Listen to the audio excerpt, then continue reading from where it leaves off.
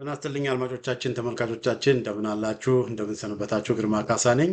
ይህ ዋሜራ ነው።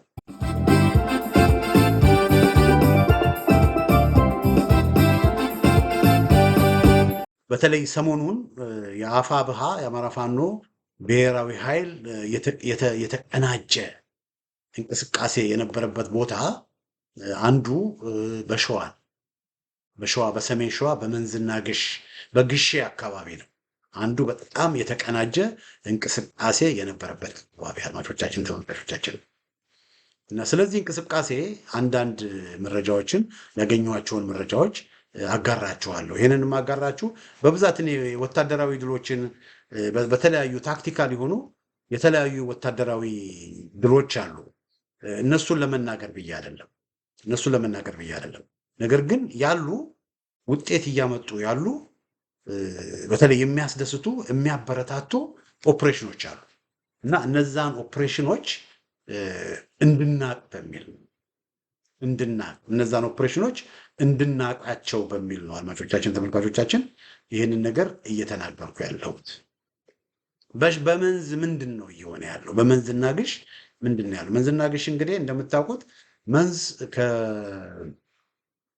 ወደ ሰሜን ያለ ነው። ታች ቡልጋ ነው ያለው። ታች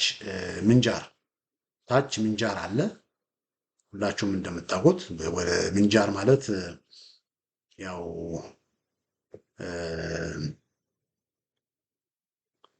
ወደ ታች ወደ ናዝሬት አካባቢ ያለ ነው። ምንጃር ወደ ናዝሬት አካባቢ ያለ ነው። ከዛ ወደ ላይ ስትወጡ ከአዲስ አበባ በስተ ምስራቅ ያሉ አካባቢ ደግሞ ያው ሀገረ ማርያም ምናምን እነዚህ ሁሉ በቃ ከሰም ክፍለ ጦር የሚንቀሳቀስበት አካባቢ እዛ አለ። ከዛ ወደ ላይ ስትወጡ ተጉለት አለ። ደብረ ብርሃን ዙሪያ ያለው አካባቢ ተጉለት አለ እና ከተጉለት በስተሰሜን ነው እንግዲህ ከተጉለት በስተሰሜን በኩል በስተሰሜን ምስራቅ በኩል ይፋት አለ። ከዛ ወደዛ ስትሄዱ ደግሞ መንዝና ግሽ የሚል አለ።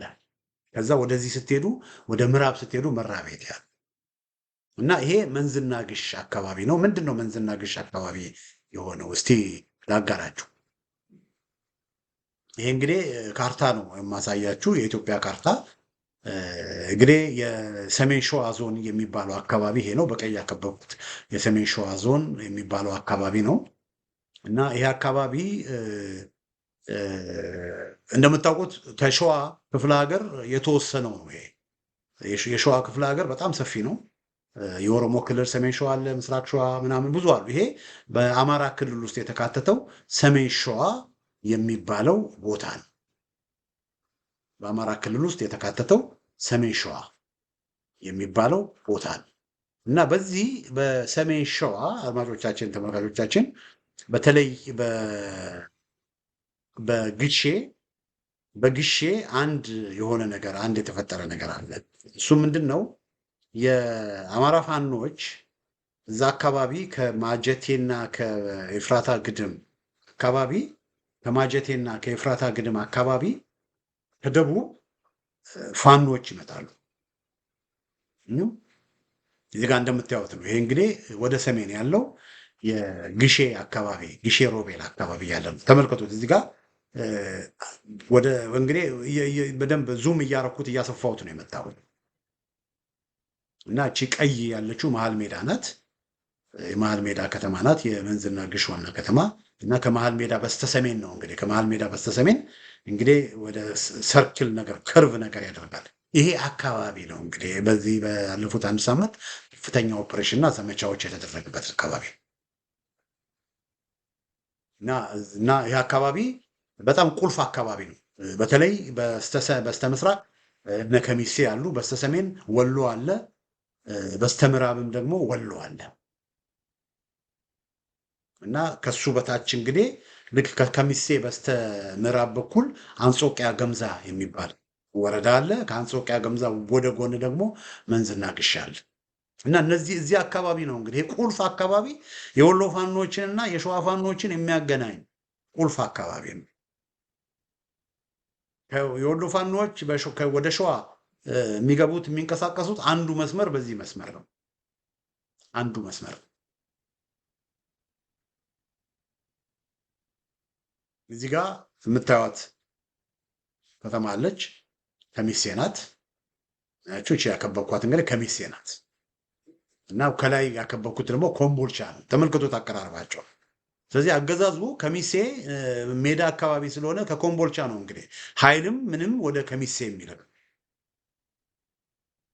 በቃ በአውሮፕላን ኮምቦልቻ አውሮፕላን ማረፊያ ደሴ በአውሮፕላን ወታደሮች ያስገባል እና ካስፈለገም ደግሞ በሚሌ በኩል አድርጎ ወታደሮች ያስገባል። ከዛ ከኮምቦልቻ ወደ ከሚሴ ኃይል ይልካል ማለት ነው አገዛዙ። እንዲሁም ስለዚህ ከከሚሴ ከፍተኛ የሆነ ያገዛዙ ኃይል አለ።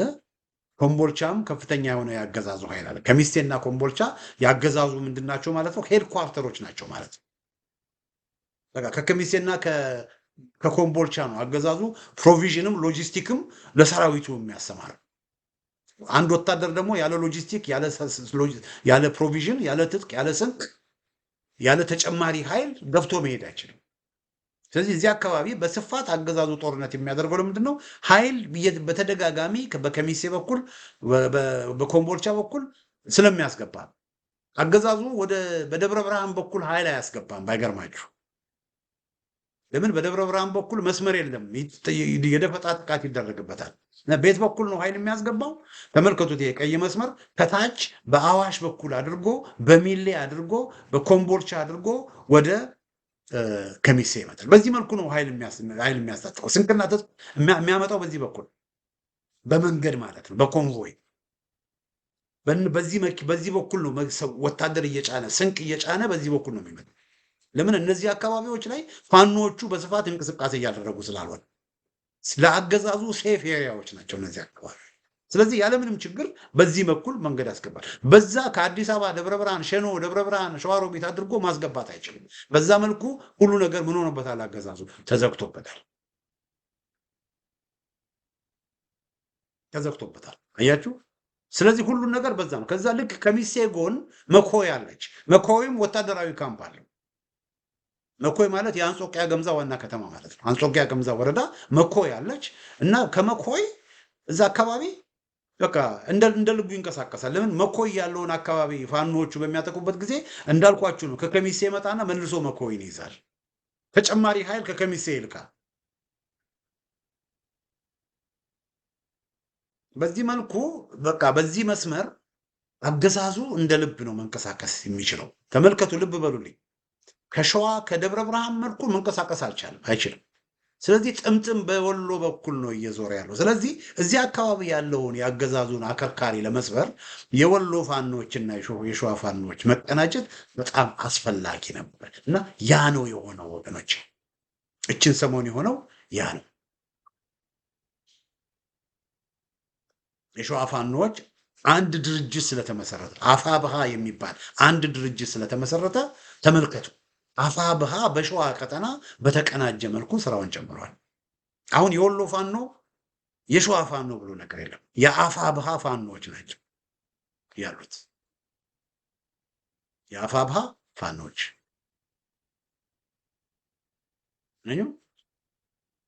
ከኮምቦልቻ ኃይል ይልካል ወደ ከሚሴ፣ ከከሚሴ ደግሞ የሄደ እና አጣየን ይጨርሳል። በዚህ መልኩ ነው እንግዲህ አገዛዙ በጣም የሎጂስቲክ አቅርቦትን እያሟላ ተጨማሪ ኃይል እያመጣ እዚህ አካባቢ እንደ ልብ ሲፈነጭ የነበረው እና እዚህ አካባቢ የሸዋ ፋኖች ደግሞ እርስ በርስ ተከፋፍለው ሲጣሉ ነበር። በተለይ ከአንድ ዓመት በፊት የ77 ክፍለ ጦርና የኩና አምላ ክፍለ ጦር እርስ በርስ ሲዋጉ ነበር። ግን አሁን እነዚህ ሁለቱ አንድ ሆነዋል፣ የአፋብሃ ፋኖች ሆነዋል። ስለዚህ ምን ሆነ ተመልኮቼ? የጎፍ ክፍለ ጦር የአማራ ፋኖ ብሔራዊ ኃይል የጎፍ ክፍለ ጦር ከወረይሉ አቅጣጫ ወደ ጊሼ እዛ አካባቢ በጣም እንደ አገዛዙ እንደ ልቡ የሚንቀሳቀስበት የነበረ ቦታ ነው። ከጎፍ አቅጣጫ ወደ መንዝና ጊሼ ሮቤል ነበር። ከጎፍ አቅጣጫ ከወረይሉ ከሰሜን ደግሞ ከታች ደግሞ ምንድነው የሆነው? ከታች ደግሞ የ77 ክፍለ ጦርና የየኩኖ አምላክ ክፍለ ጦር ከኤፍራታና ግድም ወደ ሰሜን መጣ። እነዚህ ሁለቱ የአማራ ፋኖ ብሔራዊ ኃይል ፋኖዎች ናቸው። የጎፍ ክፍለ ጦር እና የሰባ ለሰባ ክፍለ ጦር እንዲሁም የይኩኖ አምላክ ክፍለ ጦር፣ እነዚህ ሶስት ክፍለ ጦሮች የአማራ ፋኖ ብሔራዊ ኃይል ፋኖች ናቸው። እና እዚህ አካባቢ ከፍተኛ ኦፕሬሽን በሚደረግበት ጊዜ አገዛዙ እዚህ አካባቢ በቃ ድባቅ በሚመታበት ጊዜ ተጨማሪ ኃይል እንደለመደው ተጨማሪ ኃይል ከከሚሴ በመኮይ አድርጎ በአንጾቂያ ገምዛ አድርጎ ወደዚህ መስመር በሚያመጣበት ጊዜ ምን ሆነ ይመስላችኋል? የሰባ ለሰባ እስቴጎማ ይቅርታ፣ የእስቴጎማ ተራራ ክፍለ ጦር የሚባላል። የእስቴጎማ ተራራ ክፍለ ጦር የአማራ ፋኖ ብሔራዊ ኃይል ውስጥ ያለ ክፍለ ጦር አይደለም። የሸዋ ጠቅላይ ግዛት ውስጥ ያለ ክፍለ ጦር። የእስቴጎማ ክፍለ ጦር ፋኖዎች አገዛዙ ላይ መንገድ ዘግቶ ተጨማሪ ኃይል ወደ ጊሼ እንዳይልክ መንገድ ዘግተው እነሱም ጦርነቱን የተሳተፉበት ሁኔታ ነው ያለው። አያችሁ። ስለዚህ አራት ክፍለ ጦሮች፣ ሶስት ክፍለ ጦሮች ከአማራ ፋኖ ብሔራዊ ኃይል፣ አንድ ክፍለ ጦር ደግሞ ከአማራ ፋኖ ሸዋ ጠቅላይ ግዛት እዝ የተሳተፉበት። ይሄ በጣም የሚያስደስት በጣም የሚያኮራ እንቅስቃሴ ነው እና እዚህ አካባቢ የነበረውን የአገዛዙን ጦር ለረጅም ጊዜ ለወራት እንደ ልቡ ሲፈነጭ የነበረውን የአገዛዙን ጦር ሙሉ ለሙሉ ያጸዱበት ሁኔታ ነው ያለው። ብዙዎቹ ተማርከዋል፣ ብዙዎቹ ሞተዋል። አገዛዙ እንደለመደው ኃይል ማስገባት አልቻለም። የቱ በፊት በከሚሴ በኩል ከኮምቦልቻ ከሚሴ አድርጎ ኃይል ያስገባ ነበር። አሁን ኃይል ማስገባት አገዛዙ አልቻለም። ኃይል ማስገባት አልቻለም። እና ይሄ እንግዲህ የሚያሳየው የአፋብኃ የቅንጅት ወታደራዊ ዘመቻን ያሳያል። በሸዋ በፊት ወሎም ለብቻው እዛ ይንቀሳቀሳል እንደ ልብ፣ ሸዋም እዚሁ አካባቢ ሆነው ለምሳሌ የይኩኖ አምላክና የይኩኖ አምላክ ክፍለ ጦርና የሰባ ለሰባ ክፍለ ጦር እዚሁ አካባቢ ሆነው ምን ያደርጉ ነበር? እርስ በርስ ይዋጉ ነበር። ባይገርማችሁ ውጊያ ያደርጉ ነበር። ማጀቴ ላይ ውጊያ አድርገዋል። የሰባ ለሰባ ክፍለ ጦር የይኩኖ አምላክ ክፍለ ጦር ጋራ አሁን ሁለቱም በአማራ ፋኖ ብሔራዊ ኃይል ውስጥ ነው ያሉት። ውጊያ አድርገዋል። አያችሁ፣ እርስ በርስ አገዛዙ እንደ ልብ እየፈነጨ እንደ ልብ ህዝብን እያሰቃየ ትልቅ ኃይል እያለ ይሄ ኃይል ተቀናጅቶ ተአምር ሊሰራ የሚችል ኃይል እያለ እነሱ ግን እርስ በርስ ይዋጉ። ግን ያንን አቁመው የይኩኖ አምላክ ክፍለ ጦርና የሰባ ለሰባ ክፍለ ጦር ህዝብን ይቅርታ ጠይቀው በአንድ ላይ ቆመው ኃይላቸውን አስተባብረው ኃይላቸውን አጠናክረው የህዝብን ድጋፍም ይዘው አሁን አካባቢያቸውን አጽድተው ጠላት ወዳለበት አካባቢ በመሄድ ጊሼ አካባቢ ያለውን ኃይል ለመምታት ተንቀሳቀሱ። ሲንቀሳቀሱ ደግሞ ለብቻቸው አይደለም። አሁን ድርጅት ስለተመሰረተ የአማራ ፋኖ ብሔራዊ ኃይል የሚል ድርጅት ስለተመሰረተ ወሎ ካሉ ወንድሞቻቸው ጋር ተነጋግረው ከወሎ ኃይል መጥቶ በቅንጅት ሜጀር ኦፕሬሽን አደረጉ። ሜጀር ኦፕሬሽን። ይሄ በጣም የሚያስደስት እንግዲህ የአማራ ፋኖ ብሔራዊ ኃይል ማለት ይሄ ነው። አድማጮች፣ እዚህ አካባቢ የሸዋ ጠቅላይ ግዛት እዝ ከእስቴጎማ ክፍለ ጦር ውጭ ሌላ ክፍለ ጦር የለም። የእስቴጎማ ክፍለ ጦርን ልዩ የሚያደርገው ምንድን ነው መሰላችሁ? የእስቴጎማ ክፍለ ጦር አዛዦች፣ መሪዎች በወንድሞቻችን ላይ አንተኩስም በማለታቸው በእስቴጎማ በሸዋ ጠቅላይ ግዛት እዝ የእስቴጎማ ክፍለ ጦር ፋኖችና በአማራ ፋኖ ብሔራዊ ኃይል ፋኖች መካከል አንዲትም የተኩስ ልውውጥ አልተደረገም። እንደውም የእስቴጎማ ክፍለ ጦር ፋኖች ከአገዛዙ ጋር በተለያየ መንገድ ውጊያ ሲያደርጉ ስንቅ የሚያገኙት ትጥቅ የሚያገኙት እንደውም ወታደሮቻቸው ራሱ መጥተው የሚታከሙት እነዛ ወንድሞቻቸው ጋር ነው። ፋኖነት ማለት ይሄ ነው። ስለዚህ እኛ እነ ሻለቃ መከታውን በምንቃወምበት ጊዜ እነ ሻለቃ መከታውን በምንተችበት ጊዜ የሸዋ ጠቅላይ ግዛት እዝ ፋኖችን መተቸታችን አይደለም። ለሸዋ ፋኖ ጠቅላይ ግዛቶች ክብር ነው ያለን። የሸዋ ፋኖ ጠቅላይ ግዛቶች ማለት በእስቴጎማ ክፍለ ጦር ውስጥ ያሉ ፋኖዎች ያደረጉትን የሚያደርጉ ናቸው። መንገድ ዘጉ፣ ወንድሞቻቸው እንዳይጠቁ እነሱ እዚህ ለአገዛዙ መንገድ ዘግተው እዚህ አካባቢ የሚደረገውን የተቀናጀ ኦፕሬሽን ተቀላቅለው ተአምር ሰሩ። የአማራ ፋኖ ብሔራዊ ኃይልና የአፋሕድ ፋኖች ማለት ነው። ይሄ ነው የሚያስፈልገው። በሌላ ቦታ ግን ምንድን ነው የሆነው? በሌላ ቦታ አሁን በሚዳ ያየነው ምንድን ነው? በሚዳ በመራቤቴ አካባቢ ያየነው ነገር ምንድን ነው? አድማጮቻችን፣ ተመልካቾቻችን እዛ አካባቢ የቀስተ ንብ ብርጌድ አለ። ያ የቀስተ ንብ ብርጌድ በሚንቀሳቀስበት አካባቢ የአማራ ፋኖ በሸዋ ጠቅላይ ግዛት እዝ የፖለቲካ አመራሮች በቀስተ ንብ ብርጌድ ላይ ውጊያ ከፈቱ። ውጊያ ከፍተው በርካታዎችን ገደሉ። የቀስተ ንብ ብርጌድ አዛዡንም ፋኖ ግርማንም ማረኩት፣ አፈኑት። ከዛ በኋላ ምን ሆነ? ወደ ሬማ አካባቢ። አሁን ሬማ ማን ያለው ወገኖቼ? ሬማ ብልጽግና ነው ያለው። እዛ አካባቢ የራምቦ ክፍለ ጦር ነበር። የራምቦ ክፍለ ጦር አካባቢውን ጥሎ ወጥቷል። ሬማ ውስጥ በአሁኑ ጊዜ ማን ያለው? በአሁኑ ጊዜ ሬማ ውስጥ ያለው ብልጽግና ነው። ስለዚህ ቦታውን ለብልጽግና ነው አስረክበው ሄዱት። የራምቦ ክፍለ ጦር አሁን ሬማ ላይ የለችም። የራምቦ ክፍለ ጦር አሁን ሌላ ቦታ ነው ያለችው። ከወንድም ፋኖ ጋር ተነጋግሮ ተባብሮ አድማስን ማስፋት ሲገባ በወንድም ላይ ተኩሶ ወንድምን አጥፍቶ ወንድምን አዳክሞ ለአገዛዙ ቀዳዳ መክፈት ማለት ምን ይባላል? ያንን ነው እየተደረገ። የሸዋ ጠቅላይ ግዛት ፋኖች በእስቴ ጎማ አካባቢ ያየነውን አይነት ጥሩ ነገር አይደለም እያየን ያለነው። አሁን እንደውም እንደምሰማው ወደ ከሰም ክፍለ ጦር ወደ ነጎድጓድ ክፍለ ጦር ውጊያ ለማድረግ ሁሉ ዘመቻዎችን እያወጁ እንዳለ ነው መሰማው። ያ መቆም አለበት። የተቀናጀ ትግል ማለት ይሄ ነው አድማጮች። የተቀናጀ ትግል ማለት ይሄ ነው እና በሸዋ በመንዝና ግሽ ከመሃል ሜዳ በስተሰሜን በግሼ ራቤል አካባቢ የተደረገው ኦፕሬሽን በጣም እንደ ማሳያ እንዲሆን ብዬ ነው ይህንን ያቀረብኩላችሁ። ማሳያ እንዲሆን እንዴት መናበብ እንደነበረ ሁለት ክፍለ ጦሮች አንድ ሆነው ከአንድ ዓመት በፊት ሲዋጉ የነበሩ ክፍለ ጦሮች አንድ ሆነው ማን ነው አንድ ያደረጋቸው? አፋባ ነው አንድ ያደረጋቸው። እንደገና ከወሎም ደግሞ የጎፍ ክፍለ ጦር መጥቶ በወራይሉ በኩል በሁሉም አቅጣጫ እንደ ንብ መጥተው እዛ አካባቢ የነበረውን አገዛዝ ድባቅ ነው እና እንዲህ አይነቱ ቅንጅት እንዲኖር ፋኖች ምን መሆን አለባቸው? እነ ሻለቃ መከታውንም የምንጠይቀው ይሄንን አንድ ሁኑ። ጦርነት ይቁም፣ እርስ በርስ መዋጋት ይቁም፣ እርስ በርስ መገዳደል ይቁም፣ እርስ በርስ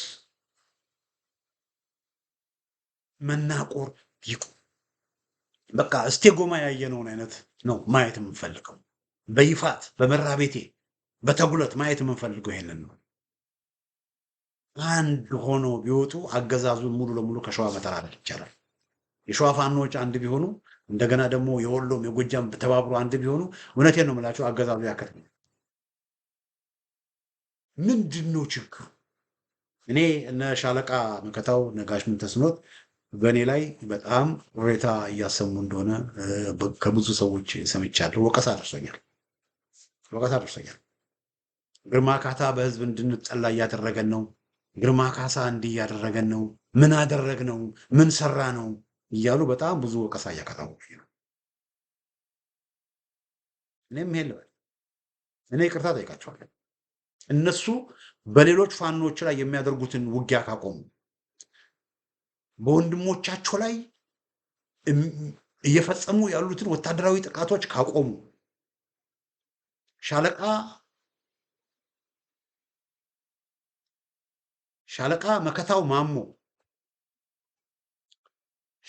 መከታው ማሞ የሻለቃ ደረጀ በላይን ፈለግ ተከትሎ ወጥቶ በቃለ መጠይቅ ወጥቶ ሸዋው ውስጥ ካሁን በኋላ ማንም ፋኖ የሸዋ ጠቅላይ ግዛት ፋኖ በሌላ ፋኖ ላይ ጥይት መተኮስ የለብህም ተከልክሏል። ማንም ፋኖ በሌላው ፋኖ ላይ ቢተኩስ ዋጋውን ይቀበላል።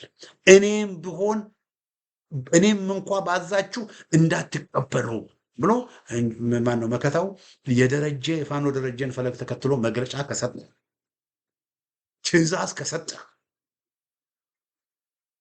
ከዚህ በፊት ወደ ተለያዩበት ወደ በተኑት ውይይት ተመልሰው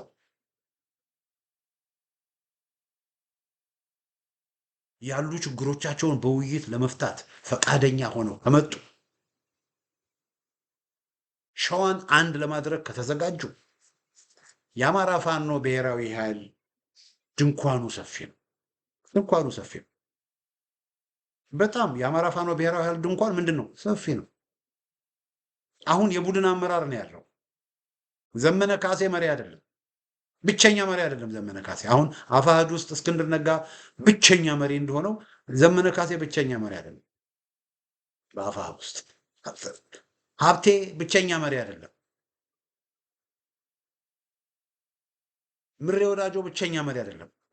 ከመሪዎች መካከል አንዱ ናቸው እና መከታውም ደረጀም ወንድሞቻቸውን ተቀላቅለው ከመሪዎች መካከል አንዱ ይሆናሉ።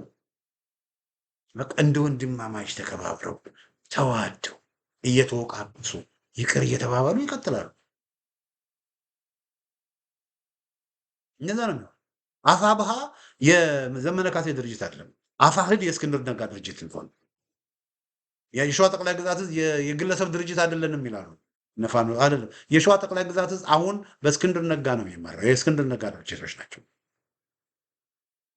የእስክንድር ነጋ ድርጅት ስለሆኑማ ነው ይሄው እስክንድር ነጋን ለማንገስ በሚል በየቤተ ክርስቲያኑቱ እስክንድር ነጋ እንዲህ ነው፣ እስክንድር ነጋ ታላቁ እስክንድር፣ ታላቁ እስክንድር፣ ታላቁ እስክንድር እያሉ እስክንድር ልክ ብልጽግናዎች አብይን በኦሮሞ ክልል እንደሚያነግሱት እነሱም እኮ በየሰልፉ እስክንድርን እያሞገሱ ያ ነው እያደረገው። የሸዋ ጠቅላይ ግዛት እዝ የእስክንድር ድርጅት ነው። የእስክንድር ጦር ነው። የህዝብ ጦር ከሆነ ወንድሞቹ ላይ አይተኩስም። የህዝብ ጦር ከሆነ የሸዋን አንድነት ያስቀድማል። የህዝብ ጦር ስላልሆነ ነው። ስለዚህ አሁን እኛ እያልን ያለ ነው እነመከታውን የግለሰብ ሰራዊት ሳይሆን የህዝብ ሰራዊት ሆኖ እያልናቸው ያለ ነው። የህዝብ ሰራዊት፣ የህዝብ ፋኖ የህዝብ ልጆች ላይ አይተኩስም። የህዝብ ሰራዊት፣ የህዝብ ፋኖ በህዝብ ልጆች ላይ ውጊያ አይከፍትም። ስለዚህ እያልን ያለ ነው እነመከታው የህዝብ ፋኖ ሆኑ፣ በወንድሞቻችሁ ላይ መተኮስ አቁሙ፣ ከወንድሞቻችሁ ጋር ተነጋገሩ። መከታው በተለይ የፋኖ ሻለቃ ደረጀ በላይን ፈለግ ተከተል። እሱ ያወጣውን በቃ በንግግር በቃ ፋኖ ከአሁን በኋላ ፋኖ ላይ መገደል የለበትም። የምትረሽኗቸውን አቁሙ። እስክንድርን ስለተቃወሙ፣ አፋሕድን ስለተቃወሙ፣ የእኛም መንገድ ስለተቃወሙ ብላችሁ በወንድሞቻችሁ ላይ የምትፈጽሙትን የርሸና ተግባር አቁሙ፣ የጭካኔ ተግባር አቁሙ ነው። ያንን ካደረጋችሁ እኔው ቃል ገባለሁ በህዝብ ፊት እናንተን እንደወቀስኩ እናንተን እንደተቸው ያንን ካደረጋችሁ እኔ ይቅርታ ጠይቃለሁ። አድማጮቻችን፣ ተመልካቾቻችን የሸዋ ፋኖች መስተካከል አለባቸው፣ ሸዋ ፋኖ ጠቅላይ ግዛት እዝ ማስተካከል ያለበት በሚል ርዕስ ያዘጋጀው ዝግጅቴን ይመስላል። በሌላ ጊዜ በተመሳሳይ ፕሮግራም እስክንገናኝ ደህና ሁኑ።